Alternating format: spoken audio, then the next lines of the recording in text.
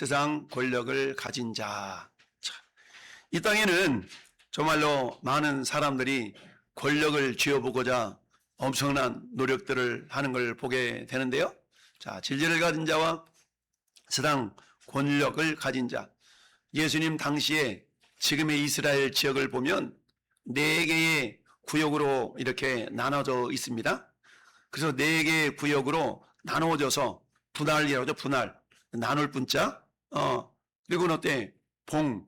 나눠서 저 4개의 지역을 다스릴 수 있도록 한마디로 말하면 우리로 말하면 도지사 정도를 저 당시에는 분봉왕이라고 명칭을 했습니다. 나눠서 섬기면서 다스리는 자를 분봉왕이라고 그랬는데, 자, 우리가 잘 아는 예수님을, 어린 아기 예수님을 죽이려고 했던 그 사람을 우리는 헤롯 대왕이라고 말합니다. 헤롯 대왕이라고 말하는데, 헤롯 대왕의 아들들 가운데 3명의 아들이 저 4지역의 분봉왕 가운데 3지역을 통치를 하게 됩니다. 그 가운데 오늘 본문에 등장하는 헤롯이라는 사람은 저 위에 보면 주황색으로, 위아래 주황색으로 되어 있죠? 주황색을, 그 지역을 다스리는 그런 분봉왕이었습니다. 근데 그 위에 분홍색, 오늘 우리 아름답게 분홍색 옷을 입고 오신 우리 임영훈 여사처럼 저 위에 저 분홍색 지역으로 그 지역을 다스리고 있는 그런 왕이 누구였냐면, 분봉왕이 누구였냐면 오늘 본문에 나타나 있는 이 헤롯의 동생 빌립이라는 사람이 다스리는 지역이었어요. 저 위쪽이. 그런데 그 위쪽은 빌립이 분봉왕이었고, 그 다음에 주황색은 헤롯 안티바스라고 헤롯이 분봉왕이었고, 그 다음에 나머지 지역 무슨 얘기입니까 저게? 보라색은 아켈라오라는 그런 또한 분봉왕이 다스리는, 이처럼 세 형제들이 다스리는 그런 지역이었어요.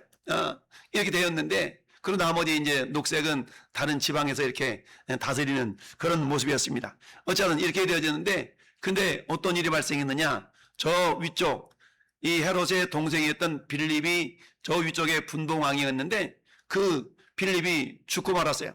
그러다 보니까 어떤 일이 발생했냐? 그 아내였던 오늘 헤로디아라는 아내가 있었는데, 근데 아마 이 여인이 미인이었던가 봐요. 그러다 보니까 오늘 헤롯이 자기 마누라하고 이혼을 하고 저 위쪽에 있는 그런 빌립, 그 어떤 아내 되었던 헤로디아를 아내로 취해서 결혼을 한 거예요. 이러다 보니까 이 모습이 율법적으로 맞지 않으니까 헤롯이 한마디 요한이 이거에 대해서 쓴소리를 한 겁니다. 뭐라고 쓴소리를 했어요? 그렇게 하는 것은 옳지 않다. 18절 말씀 보니까 이는 요한이 헤롯에게 말하되 동생의 아내를 취한 것이 옳지 않다 하였음이니라. 할렐루야. 이렇게 말했어. 이렇게 말한 것 때문에 결국 시기 질투 미움을 받아가지고 옥에 갇혔고 결국 순교를 당하는 그런 길까지 가게 되었습니다. 우리 기독교 역사를 보면 많은 경우 복음을 증거하다가 그 복음을 타협하지 않는 믿음을 지켜다가 순교의 형장으로 사라진 수많은 사람들이 있는 걸 봅니다. 우리나라도 역시 마찬가지죠. 어쩌면 이처럼 왕 앞에 이처럼 당당하게 그 사람의 잘못을 지적한 그것 때문에 감옥에 가서 순교를 당했다. 여러분, 오늘날도 그런 일이 비일비재하게 일어나지 않습니까? 한마디로 말하면 권력자에게 되돌았다가 그 인생 세상 말로 쫑나는 경우가 얼마나 많습니까? 그렇기 때문에 그들이, 많은 사람들이 권력을 한번 잡아보고자 그렇게 애를 쓰고, 한번 잡은 권력은 또 대를 이어서 권력을 유지하려고 하고, 한번 대통령 하면 되는데 또 한번 하고 싶어가지고 인간의 욕심이라는 것이 끝이 없는 게 이런 모습이 있는 것을 우리가 보게 됩니다. 자, 그런 가운데 오늘 본문의 배경이 어떻게 되냐 이렇게 되는데요. 같이 한번 보겠습니다. 분봉왕은 헤롯은 아기 예수님을 죽이려 했던 헤롯 대왕의 아들로 헤롯 안티바스인데, 그는 자기의 이복 동생인 분봉왕 빌립이 죽자 본초와는 이혼하고 자기 동생 빌립 왕의 아내였던 헤로디아와 결혼을 합니다. 이로 인해서 유대인들의 비난을 받았는데, 당시 영향력이 컸던 세례 요한이 자신을 비난하자 그를 감옥에 가두고 죽이고 말았습니다. 그렇습니다. 여러분, 우리나라도 그렇잖아요. 돈 많고 권력 있고 권세 있으면 어때? 자기 본처하고 이혼하고 다른 마누라 취해서 오늘 그런 일들이 우리나라도 있잖아요. 그러니까 엄청난 그런 이혼 위자금을 비자금을 위로금을 또 줘야 되는 그런 일들이 나타나고 있는데, 이런 배경 가운데 오늘 본문 속에서 자, 세상의 힘과 진리의 힘을 이렇게 주님이 비교해서 우리에게 보여주고 있습니다. 여러분, 세상에는 힘을 가진 사람이 있죠. 그러다 보니까 감히 대통령 앞에서 그런 얘기를 해? 우리나라도 그런 일이 있었잖아요. 그러다 보니까 말 한마디 잘못하면 그냥 잘리는 거야. 그 자리에서 잘려가지고 저 한쪽으로 밀려나는 경우가 비일비재 않죠. 권력을 가질 때마다, 정권이 들어설 때마다 자기의 권력이 전부인 것처럼 여기면서 많은 사람들을 그야말로 이렇게 그 자리에서 몰아내는 경우가 많이 있죠. 자, 세상에는 힘을 가진 사람이 있습니다. 돈의 힘, 정치의 힘, 명예의 힘, 이 조직의 힘, 이런 힘을 가진 사람들이 많이 있죠. 헤롯도 역시 마찬가지죠. 당시 갈릴리와 베레아를 다스리는 그런 권력을 가지고 있었던 분봉왕이라고 말할 수가 있습니다. 자, 반면에 세리완에게는 뭐예요? 왕궁도 없었고요, 군대도 없었고, 조직도 없었어요. 재산도 없었어요. 오직 헤롯에게 없는 것이 있었는데 그 요한에게는 뭐가 있었다고요? 하나님의 말씀이라는 진리. 할렐루야. 여러분, 진리가 뭐냐? 라고 물었을 때 예수님이 내가 곧 길이요 진리요 생명이다 라고 주님이 말씀하셨습니다. 그렇습니다. 헤롯은 권력을 가지고 있었지만 결국 자신의 양심과 죄를 이기지는 못했고, 그러나 반면에 요한은 아무런 권력이 없었지만 진리를 끝까지 붙드는 그런 믿음의 삶을 살았다라는 얘기입니다. 여러분, 이처럼 헤롯은 자기 본처를 내버리고 저 자기 이복 동생의 부인을 아내로 맞이하는 이런 어떤 양심 불량한 그런 행동을 하고 있었기 때문에 육신적으로는 즐거웠을지 몰라지만 그 마음속에는 양심과 죄책감이 있게 사로잡히게 되었다라는 얘기입니다.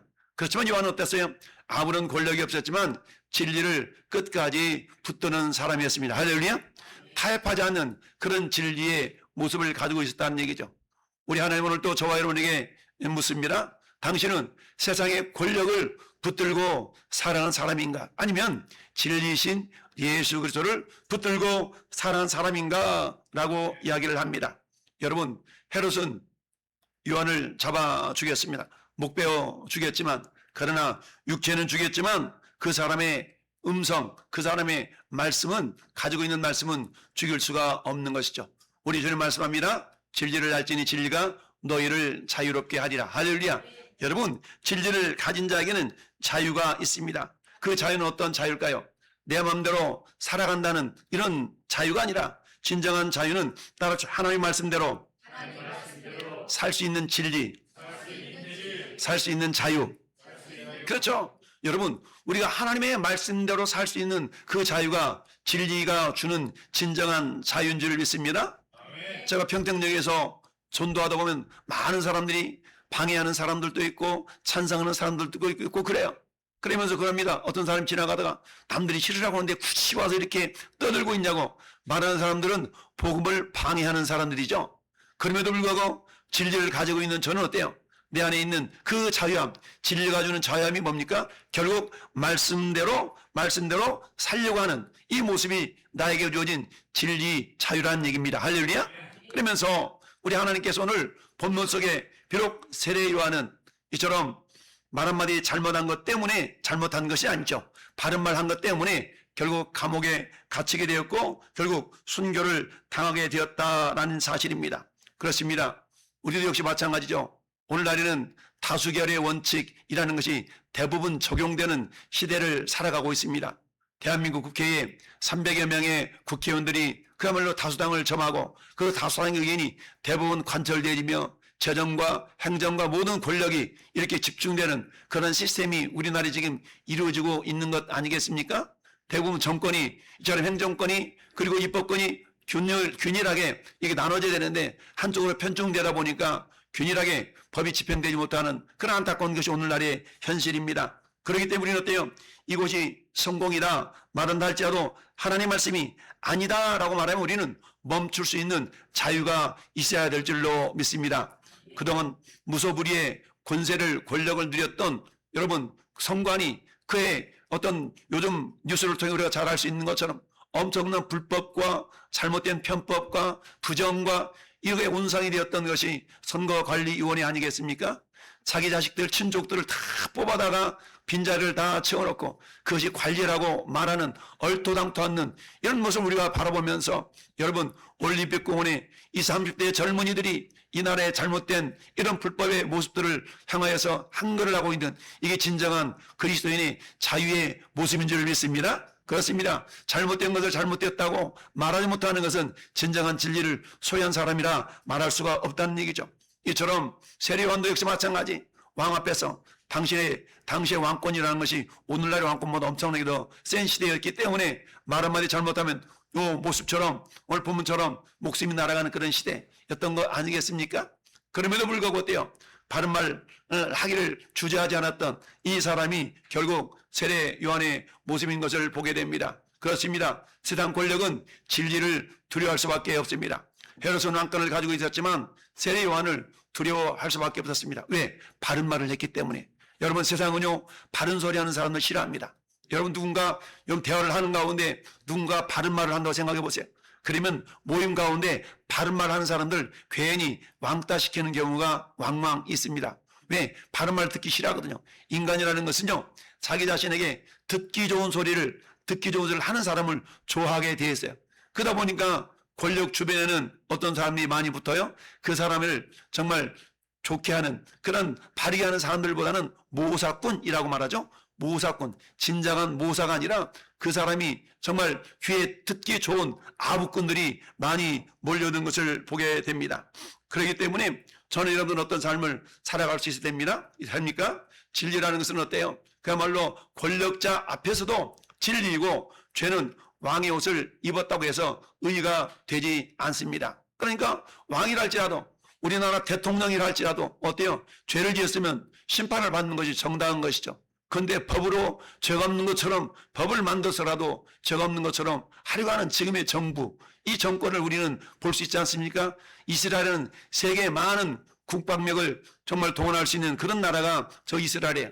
근데 이스라엘 나라는 어때요? 지금 이스라엘의 총리가 법정에 서 있어요. 재판을 받고 있어요. 그러면서도 통치를 하고 있습니다. 근데 우리나라는 어때요? 일단 왕의 자리에 대통령 자리에 올라가면 무소불위의 권력을 휘두르고 싶은 건 인간의 본능이긴 하지만 그것도 어때요? 법의 테두리 안에서 이루어져야 되는데 모든 법들을 자기 유익한 대로 지금 법을 세워서 뭔가를 이루어가려고 하는 그런 잘못된 행정 정치를 하고 있는 것을 우리가 보게 되는데 그런 모습 앞에서 잘못되어졌다라고 말할 수 있는 것이 진정한 믿음의 사람들의 모습인 줄 믿습니다. 말 한마디 잘못한 것 때문에 6개월 동안 저 부산에 있는 교도소에 갇혀 있었던 모 목사님이 계십니다. 그 목사님이 6개월 동안 강단에서 바르게 투표해야 되고 바르게 선거해야 된다는 그 말 한마디 했는데 이게 정치적인 중립을 어겼다고 그래가지고 교도소에 갇혀가지고 6개월 동안 고생했잖아요. 여러분, 그런 전례가 없었는데 이런 일들이 비일비재하게 지금 일어나고 있습니다. 근데 그 목사님이 어때요? 지금 얼마 전에 저 미국 트럼프 대통령을 만나서 면담하고 한국의 종교적인 그런 자유가 훼손나고 있는 것에 대해서 깊은 토론을 나누었다라는 그런 뉴스를 보게 되었는데요. 어쨌든 진리라는 것은 권력자 앞에서도 진리이고 죄는 왕의 옷을 입었다고 해서 그게 의가 되지 않는다라는 사실을 우리가 기억할 수 있어야 됩니다. 오늘 우리도 세상의 힘보다는 하나님의 말씀을 더 우선순위에 두고 두려워할 줄 알고 존중해야 된다는 사실입니다. 우리는 사람의 눈치를 보기보다는 하나님 말씀 앞에서 살아가야 되는 그런 존재들입니다. 특별히 교회가 세상의 권력 앞에 아부하기 시작하면 복음의 능력을 잃어버리고 만다라는 사실입니다. 여러분 일제 36년 동안에 천황에게 그야말로 예를 바쳐야 되는 것이 맞나 안 맞나 이것처럼 교황 숭배, 천황 숭배 이것 때문에 엄청난 많은 핍박도 있고 어려움도 있었지 않습니까? 그렇기 때문에 이처럼 천황에게 절을 하는 것이 그냥 인사하는 거야 라고 적당하게 타협했던 당시의 기독교, 그것 때문에 엄청난 박해가 되어졌고 엄청난 많은 사람들이 순교를 당했던 것이 우리 기독교 역사 가운데 나타나고 있었던 사실인 것을 우리가 알 수 있어야 됩니다. 여러분, 특별히 이처럼 교회가 세상 권력 앞에서 아부하기 시작하면 오늘날도 마찬가지 아닙니까? 대형 교회들이 잘못되어지는 이런 나라 시스템에 대해서 그 교회는 이 우파도 있고 좌파도 있고 그러잖아. 그러니까 중립을 지켜야 돼. 성경의 모든 대부분의 많은 내용들이 정치적인 이야기입니다. 그렇기 때문에 정치 중립을 지키라는 말 자체는 잘못된 겁니다. 정치 중립을 지키라는 것이 아니라 목회자는 성경적인 가치관을 성도들한테 가르쳐 줄 수가 있어야 됩니다. 성경이 무엇라고 말씀하고 있는가를 묵상하고 잘못되어진 정치적인 의식을 가지고 있는 성도들이 있다면 제대로 된 정치적인 의식을 가질 수 있도록 가르쳐 주는 것이 목사의 의미고 책무입니다. 그런데 어때요? 이렇게 얘기하면 저 정도가 걸리고 이렇게 얘기하면 저 정도가 걸리니까 에라 아니야 가운데 길을만 가자. 이 자체는 바른 목회자가 아니다라는 소리는 알 수 있어야 됩니다. 이처럼 교회는 권력을 얻기 위해서 진리를 타협하는 곳이 아닙니다. 교회 권력 앞에서도 진리를 선포하는 믿음의 공동체가 될 수 있어야 됩니다. 여러분 시편 이사야 40편 8절에 우리 주님이 이렇게 말씀합니다. 꽃은 마르고 풀은 마르고 꽃은 시드나 우리 하나님의 말씀 어떻다? 영원히 서리라. 그렇습니다. 여러분 권력이라는 것은요 유한합니다. 그러나 하나님의 말씀은 영원합니다. 여러분 유한한 권력 앞에 잠시 잠깐 내가 타협한다고 해서 그 사람의 위상이 결코 높아지는 건 아닙니다. 권력 앞에 타협하지 않는 것 때문에 비록 교도소를 간다 할지라도 비록 내 몸이 감옥에 간다 할지라도 그러나 내 양심은 묶일 수가 없고요. 진리는 묶임을 당할 수가 없습니다. 인간의 권력과 영광은 사라질 수밖에 없는 겁니다. 권불 10년이라는 우리말도 있지 않습니까? 아무리 권력이 강해도 10년 이상을 갈 수가 없습니다. 하나님의 말씀은 영원히 변하지가 않습니다. 할렐루야. 여러분 히브리서 4장 12절 말씀 같이 읽어보면 시작. 하나님의 말씀은 살아있고 활력이 있어 좌우의 날선 어떤 검보다도 예리하여. 그렇습니다. 하나님의 말씀은요 다른 사람을 정죄하기에 앞서서 먼저 우리의 마음과 죄를 드러낸다는 사실을 기억할 수 있어야 됩니다. 여러분 누군가를 정죄할 때 손가락 이렇게 가르치잖아요.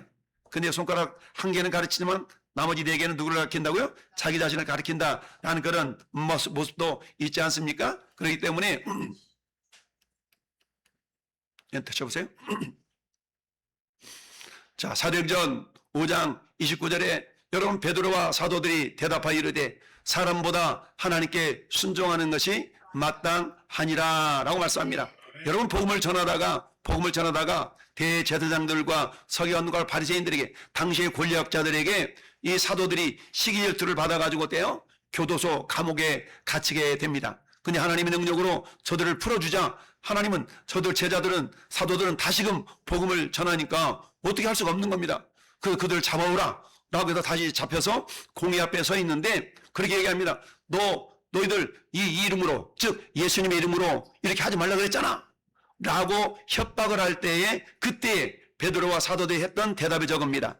오늘날 말하는 우리가 이것입니다. 너희들 정부에 대해서 쓴소리하지 마. 그냥 너희 예배만 잘 드려 라고 말한 거에 대해서 오늘 똑같은 얘기인 거예요. 베드로와 사도들이 똑같이 얘기하는 겁니다. 저 세상의 명령과 하나님의 뜻이 충돌할 때 성도는 어떻게 해야 된다고요? 하나님의 말씀을 선택해야 됩니다. 그렇습니다. 전 여러분들이 세상의 법칙과 하나님의 법칙이 충돌할 때 야 그래도 세상 법인데 우리 순종해야지 라고 말하는 것이 아니라 하나님의 법을 선택하며 나가야 된다는 얘기입니다. 우리 지난 몇 년 동안 코로나라는 엄청난 그야말로 환란을 겪은 적이 있습니다. 근데 어때요? 정부에서 모든 그런 코로나의 원인이 마치 교회인 것처럼 몰아가던 시절이 있었습니다. 그러다 보니까 교회들이 폐쇄가 되어지고 그리고 어때요? 예배를 제대로 드리지 못하는 그런 어떤 어려움들이 있었지 않습니까? 그럼에도 불구하고 우리 교회는 예배를 쉬어본 적이 없습니다. 이처럼 그렇습니다. 한번 타협하기 시작하면 마귀는 우리가 한 걸음을 타협하면 두 걸음 세 걸음을 달려나오는 것이 마귀의 속성입니다. 우스갯소리 그런 얘기 가끔 하잖아요. 사막을 건너는 어떤 사람이 있었는데 누구를 데리고 코끼리를 데리고 사막을 건너가게 되었어요. 코끼리를 데리고 사막을 건너가는데 사막의 날씨는 낮 기온과 저녁 기온이 엄청나게 차이가 난 거 아니겠습니까? 그래서 이제 밤이 되어서 텐트를 치고 잠을 자려고 그러는데 바깥 기온이 너무 차가운 거야. 그래서 코끼리가 주인한테 부탁을 합니다. 주인님 왜 그러느냐? 제 코가 너무 시려워가지고 코 좀 이 텐트 안에 좀 집어넣고 자면 안 될까요? 주인이 마음이 약해가지고 그래 너 코만 집어넣어라. 한참 자다 보니까 이 코끼리가 또 부탁합니다. 주인님 제 귀때기가 너무너무 시려워가지고 자기가 힘듭니다. 귀때기만 좀 집어넣고 자면 안 될까요? 그래 귀때기만 집어넣어라. 잠시 자려고 그러는데 주인님 내 앞다리가 너무 시려웁니다. 이러다 보니까 코끼리 몸뚱아리가 다 돌아와서 주인이 밀려나갔던 거 아니겠습니까? 마귀는 그래요. 마귀는요 한 걸음 한 걸음 우리에게 많은 걸 요구하지 않습니다. 우리 어린아이들이 부모님한테 이야기할 때 뭐라고 얘기합니까? 딱 한 번만 이렇게 얘기하잖아요. 엄마 아빠 나 10번만 이러지 않아요. 애들이 부모님한테 얘기할 때 딱 한 번만 이렇게 얘기해요. 한 번만. 근데 한 번이 두 번이 되고 두 번이 세 번이 되는 것이죠. 이처럼 마귀는요, 우리에게 한 걸음을 우리가 양보하면 두 걸음 세 걸음 마침내 우리는 마귀 사탄에게 점령을 당할 수밖에 없다는 사실입니다. 이처럼 세상은 어때요? 우리의 자신의 권위를 가지고 우리의 양심까지도 마비시키려고 하는 그런 권세를 부리지만, 그러나 진정한 진리를 소외한 우리들은 우리의 육신이 억울을 당한다 할지라도 결국 우리 양심만큼은 어때요? 자유할 수가 있다는 사실입니다. 할렐루야. 이것을 성경은 우리에게 가르쳐주고 있습니다. 여러분, 이처럼 공의 앞에서 베드로와 사도들이 오늘 말씀처럼 그렇게 항변을 하고 있는 것이죠. 너희들 예수 이름으로 아무 말 하지 마라. 그랬을 때 사도행전 5장 29절 말씀처럼, 야, 우리가 하나님의 말씀 듣는 것과 너희 말 듣는 게 어느 것이 옳은가 한번 생각해봐 라고 이야기하면서 사람보다 하나님께 순종하는 것이 마땅하다 라고 하면서 공의 앞에 당당하게 이야기하고 있는 겁니다. 마치 뭐냐, 오늘날의 국회에 청문회에 불려나갔어요. 청문회에 불려나가지고 국회의원들이 위협 속에서 어떤 말을 하는데 어때요? 그들의 청문회 증인으로 불려나온 사람이 그들이 듣기 좋은 말을 하는 것이 아니라 당당하게 타협하지 않는 그런 얘기를 하는 겁니다. 할렐루야. 그렇게 그들이 듣기 좋은 소리를 하다 보면 어때요? 감형되기도 하지 않습니까? 그런 일이 되기도 해요. 그러나 어떻습니까? 우리는 내가 감형 때문에 내가 바른 소리를 하지 못하는 그런 비양심적인 신앙이 아니라 하나님의 말씀 앞에 한치 오차도 없는, 한치 꺼리낌도 없는 그런 바른 말을 할 수 있는 자가 진정한 진리를 소유한 자인 줄 믿습니다. 그렇습니다. 세상 권력은요, 이처럼 진리를 침묵시키려고 합니다. 여러분, 그래서 많은 사회주의 공산주의 권력을 잡았던 히틀러, 나치 이런 사람들이 어떻습니까? 교회만 없어지기만 한다면, 교회를 없애기만 한다면 자기들의 권력이, 권세가 영원 무궁할 것처럼 여겼던 시절이 있었습니다. 지금 중국도 마찬가지잖아요. 중국에는 교회가 두 종류의 교회가 있습니다. 첫 번째 교회는 지하교회, 두 번째 교회는 삼자교회. 삼자교회라는 것은 나라에서 인정한 교회입니다. 나라에서 인정한 교회는요, 정부에 대해서 비판하면 안 돼. 정부의 옳은 홍보처 노릇을 해야 되는 것이 삼자교회. 근데 지하교회가 하나씩 다 무너지기 시작합니다. 포크레인을 가지고 총탑을 없앱니다. 이러면서 지금 삼자교회가 살아남고 지하교회는 대부분 다 사라지고 있는 것이 저 중국의 현실입니다. 그러다 보니까 하나님이 어떻게 중국을 심판하고 계시느냐? 여러분, 중국의 미래는 밝지 않습니다. 지금 경제 많은 잘 나가는 것처럼 여겨지지만 결국 하나님의 손길은 그런 중국 정부 자체를 그대로 놔줄 리가 없다는 사실을 우리는 알아야 되는데요. 어쨌든 하나님의 진리는 몸은 억울할 수 있지만, 몸은 감옥에 가둘 수 있지만 진리 말씀은 감옥에 갇힐 수가 없다는 사실을 우리가 알아야 됩니다. 여러분, 헤롯은요, 요한의 말을 들으면서도 어때요? 회개하지 않았습니다. 성경은 그렇게 말씀하고 있습니다. 20절 말씀에 헤롯이 요한을 의롭고 거룩한 사람을 알고 뭐 했어요? 두려워하며 보호하며 또 그의 말을 들을 때 크게 번민을 하면서도 달갑게 들음이라. 그럼 들으면 어떻게 해야 돼요? 회개하고 돌아와야 되는데, 듣기는 들었는데 회개하고 돌이키지 않았다는 사실입니다. 그렇습니다. 진리를 받아들이지 않으면 결국 진리를 침묵시키려고 합니다. 발음을 하는 그 입을 막으려고 지금 뭐 하고 있습니까? 결국 요한의 목을 잘라버린 것 아니겠습니까?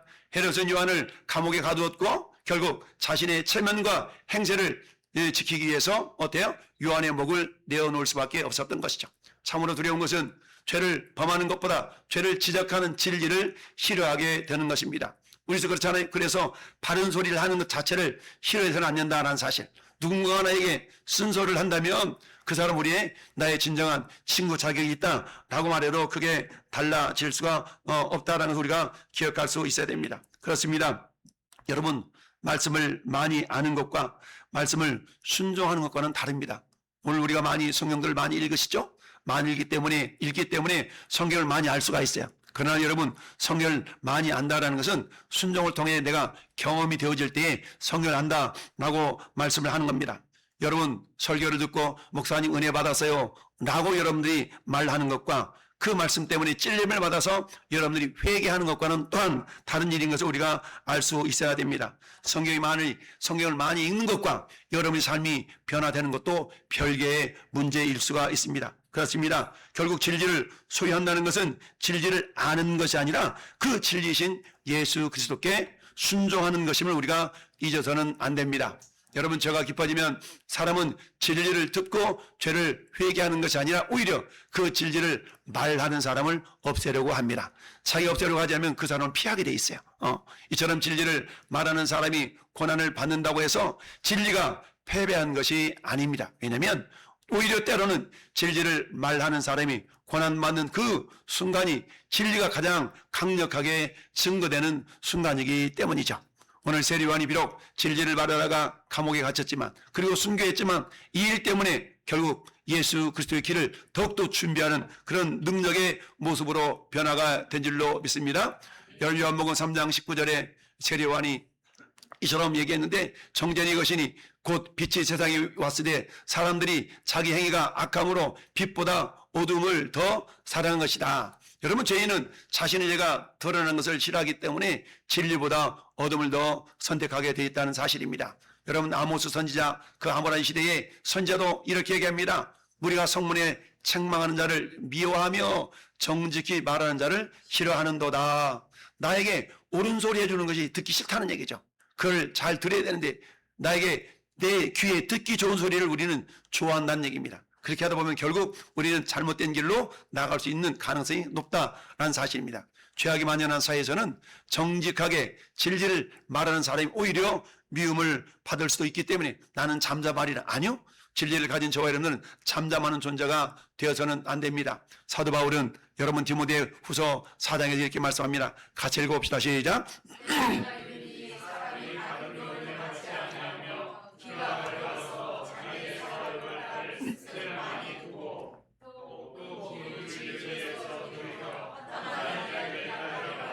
아멘. 여러분, 때가 이르니 사람이 바른 교훈을 받지 아니하며 귀가 가리워서 자기의 사욕을 스승을 많이 두고, 사욕을, 개인적인 욕심을 따를 스승을 많이 두고, 무슨 말입니까? 내 자신이 유익한 길이라면 그것을 위하는 스승들을 많이 두고, 그리고 어때요? 복음에서, 진리에서 돌이키는 사람들이 많다. 그 길을 진리에서 돌이켜 허탄한 이야기를 따르리라. 무슨 말씀입니까? 자기 귀에 듣기 좋은 소리를 하는 사람들을 쫓아가는 사람들이 많다라는 것을 말씀하고 있습니다.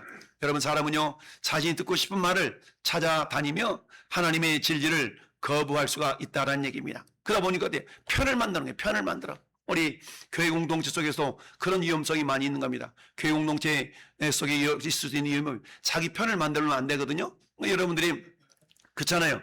누군가를 전도하면 내 사람을 만드는 것이 아니라 예수님의 사람을 만들어야 돼요. 할렐루야. 근데 전도하고 나면 자기 사람을 만들어. 자기 사람을. 그리고 자기 편을 만들면 안 되거든요.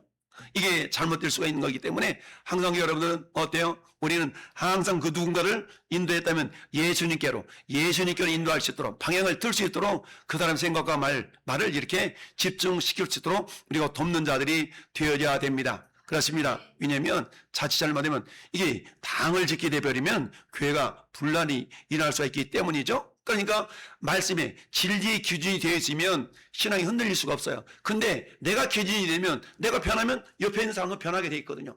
그런 일들이 비일비재하게 일어날 수가 있습니다. 그러니까 저는 여러분 철저하게 진리의 기준이 바로 서서 이 말씀을 사도 바울은 고린도전서 15장 58절에서 그렇게 말씀하고 있습니다. 한번 찾아볼까요? 고린도전서 포인트 없습니다. 15장 58절. 고린도전서 15장 58절 284페이지. 자, 합독합니다. 그러므로 내 사랑하는 형제들아, 견실하며 항상 주의 일에 더욱 힘쓰는 자들이 되라. 이는 너희 수고가 주 안에서 헛되지 않은 줄 알미라. 아멘. 그러므로 내 사랑하는 형제들아, 너희가 뭐하며? 견실하며. 그 다음에 뭐하지 말고? 흔들리지 말고. 왜 흔들려요? 옆에 있는 사람이 기준이 바르지 않으면 그 사람 흔들릴 때 나도 흔들리게 돼 있어. 그러니까 옆에 있는 사람이 기준이 바로 서면 나도 바로 설 수가 있는데, 옆에 있는 사람의 그 기준이 내가 따라가다 보면 내가 흔들릴 수가 있다는 얘기죠. 그러니까 주님 말씀에 뭐라고 말씀합니까? 견실하며 흔들리지 말고, 그 말씀의 기준이 철저할 때 우리는 흔들리지 않을 수가 있습니다. 그리고 나서는 항상 주의 일에 더욱 힘쓰는 자들이 되라. 이는 너희 수고가 주 안에서 헛되지 않은 줄 알미라. 할렐루야. 여러분, 우리가 주님의 일을 하되 더욱 힘쓰는 자들이라. 그리고는 항상 이라고 말씀할 수가 있는데, 말씀하고 있는데요. 전에 우리 믿음의 삶이 그래야 될 줄로 믿습니다. 여러분, 아방 시대 때 수많은 선지자들이 있었습니다. 근데 수많은 선지자들이 하나같이 아방에게 듣기 좋은 소리만 했습니다. 아방에게 듣기 좋은 소리만 했어요. 그래서 아방이 전쟁을 일으켜야 될 그런 상황이 발생했습니다. 그때에 많은 거짓 선지자들이 아방에게 이렇게 얘기합니다. 왕이여, 나가 싸우소서 승리할 겁니다. 나가 싸워서 승리할 겁니다. 그때 이 아방과 함께 있었던 여호사밧 왕이 물어봅니다. 아니, 이렇게 말하는 선지자밖에 없습니까? 다른 선지자 없나요? 그랬더니 아방이 이렇게 대답합니다. 한 놈 있기는 해. 근데 그 놈은 나한테 쓴소리만 많이 해. 그 쓴소리 많이 했던 사람이 저 미가야 선지자거든요. 그러니까 여호사밧 왕이 그러잖아요. 무슨 소리예요? 그 사람 불러보세요. 불러보세요. 이렇게 해서 미가야 선지자가 와서 아방에게 바른 얘기를 합니다. 바른 얘기를 하니까 거봐, 이놈 맨날 나한테 싫은 소리 하잖아. 이렇게 얘기합니다. 나머지 수많은 거짓 선지자들은 전쟁에 나가서 이길 겁니다. 라고 얘기합니다. 그러자 미가야 선지자가 바른 말을 하니까 저 사람을 감옥에 가두라 그래. 그러니까 미가야 선지자가 그런 얘기를 합니다. 나를 감옥에 가두고 당신이 와서 나를 볼 수 있다면 참 좋겠어. 내가 감옥에 갇혀 있는 걸 당신이 와서 볼 수 있었으면 좋겠어. 무슨 말이에요? 돌아오지 못한다는 얘기죠. 죽는다는 얘기거든요. 이렇게 죽는다는 이야기를 했는데 나머지 모든 거짓 선지자들은 아합에게 듣기 좋은 소리만 했다는 얘기입니다. 오늘날도 그럴 수가 있거든요. 오늘날도 듣기 좋은 소리만 많이 하는, 여러분이 듣기 좋은 소리만 많이 하는 친구가 있다면 그 친구는 여러분 삼가할 수 있어야 돼요. 때로는 쓴소리를 하는 친구, 나를 향해서 쓴소리를 해줄 수 있는 그런 친구가 진정한 여러분을 위한 친구가 될 수 있다는 사실을 우리가 기억할 수 있어야 됩니다. 여러분, 네 번째 질제를 가진 자는 죽어도 복음 안에서 만나 결국 승리할 수 있다는 사실입니다. 여러분, 본문에서 인간적인 관점으로 본다 그러면 마지막 승자는 헤롯처럼 보이잖아요. 왜? 헤롯이 자기를 듣기 싫은 소리를 했던 지금 세례요한의 목을 잘랐으니까 모든 것이 끝난 것 같지 않습니까? 그렇습니다. 헤롯은 왕궁에 있고 요한은 죽었어요. 헤롯은 권력을 가지고 있고 요한은 무덤에 들어갔습니다. 그러나 마가복음은 이것을 최종적인 승리로 기록하지 않습니다. 왜냐하면 요한의 죽음은 곧 그보다 더 크신 예수 그리스도의 죽음과 연결되기 때문입니다. 세례요한은 사라졌지만 그가 증언했던 그리스도는 십자가에서 죽으시고 다시 부활하셨습니다. 할렐루야. 세상 권력은 한 사람의 몸을 죽일 수는 있어요. 그렇지만 복음의 증언까지 죽일 수는 없다는 사실을 우리는 기억할 수 있어야 됩니다. 여러분, 요한이 예수께서 자기의 오심을 보고 저 요한은 세례요한입니다. 목 잘라 죽이기 이전에 세례요한이 그렇게 얘기했습니다. 보라, 세상 죄를 지고 가는 하나님의 어린 양이로다. 세례요한은 예수님을 하나님의 어린 양으로 이미 인식하고 있었던 걸 봅니다. 그렇습니다. 세례요한이 바라본 궁극적인 진리는 자신이 아니라 죄를 담당하신 예수 그리스도였던 겁니다. 할렐루야. 여러분, 빌립보서 사도 바울이 또한 그렇게 얘기합니다. 살든지 죽든지 내 몸에서 그리스도가 존귀하게 되려 함이니 이는 내게 사는 것이 그리스도니 죽는 것도 유익함이라 라고 말씀합니다. 그 밑에 한번 같이 읽어보겠습니다. 그리스도께 시작.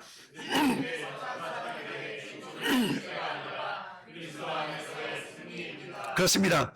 그리스도께 속한 저와 여러분들은 죽음이라는 것이 실패가 아니라 그리스도 안에서의 승리가 된다는 사실을 우리가 기억할 수 있어야 됩니다. 다시 보세요. 자, 계시록 2장 10절 말씀, 서머나 교회를 향해서 주님이 하셨던 말씀인데요. 너희는 장차 받을 고난을 두려워하지 말라. 볼지어다 마귀가 장차 너희 가운데 몇 사람을 옥에 던져서 시험을 받게 하리니 너희가 10일 동안 환난을 받으리라. 내가 죽도록 충성하라. 그리하면 내가 생명의 관을 너에게 주리라 라고 말씀합니다. 그렇습니다. 하나님께서는 세상에서의 성공보다 끝까지 진리에 충성한 삶을 영원한 생명으로 갚아주신다는 사실을 잊지 마시기를 바랍니다. 여러분, 우리가 아는 스데반 집사에 대한 이야기를 잘 알 수 있습니다. 사도행전 7장에 스데반 집사가 복음을 전하다가 잡혀서 돌려맞아 죽어갑니다. 그때에 스데반 집사는 눈을 들어서 하나님 보좌 우편에 계신 예수님을 바라보았다라고 말씀합니다. 근데 중요한 것은 그때에 스데반 집사에게 돌을 치는 사람들의 옷을 맡았던 사람이 옆에 있는 사울이라는 청년, 즉 나중에 사도 바울이 된 그런 청년이죠. 즉 스데반 집사의 순교는 결국 누구를 낳게 되었냐면 사도 바울이라는 위대한 믿음의 사람을 낳게 되었다는 얘기입니다.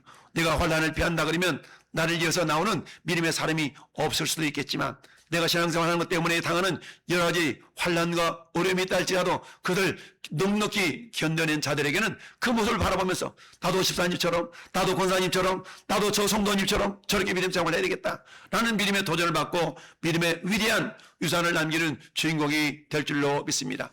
오늘 우리에게 주시는 세 가지 적용을 한번 보겠습니다. 첫 번째 읽어봅시다. 시작. 나는 사람의 눈치를 보는가 하나님의 말씀을 두려워하는가? 그렇습니다. 여러분 한번 스스로에게 질문해 보세요.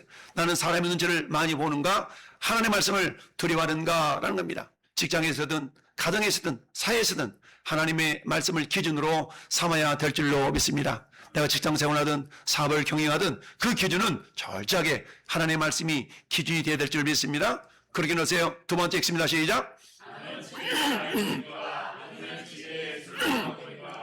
헤롯은요 진리를 알고 있었어요.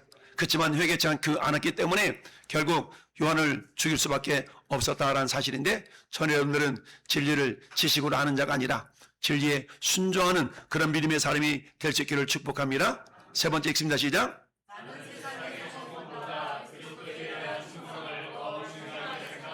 그렇습니까? 세상에서의 승패가 우리의 최종적인 승패가 아닙니다. 내가 믿음을 제대로 생활을 하다가 내가 순수하게 하다가 비록 감옥에 갇혀 있다 할지라도 갇힌다 할지라도 우리의 신앙 믿음조차도 갇혀서는 안 된다라는 사실입니다. 그렇습니다. 우리가 그리스도께 붙어 있는 것이 최종적인 승리임을 성경은 말씀하고 있습니다. 그렇습니다. 우리가 붙들어야 될 것은 과연 무엇인가? 헤롯은 세상의 권력을 가지고 있었습니다. 그러나 그 권력이 그 영혼을 구원하지는 못했습니다. 세례요한은 아무런 세상 권력이 없었지만 하나님의 진리를 붙들었고 자신의 사명을 끝까지 감당한 줄 믿습니다. 그러나 우리는 어때요? 요한에게서 끝나서는 안 됩니다. 요한이 증언했던 예수 그리스도를 바라볼 수 있어야 됩니다. 같이 읽습니다. 시작.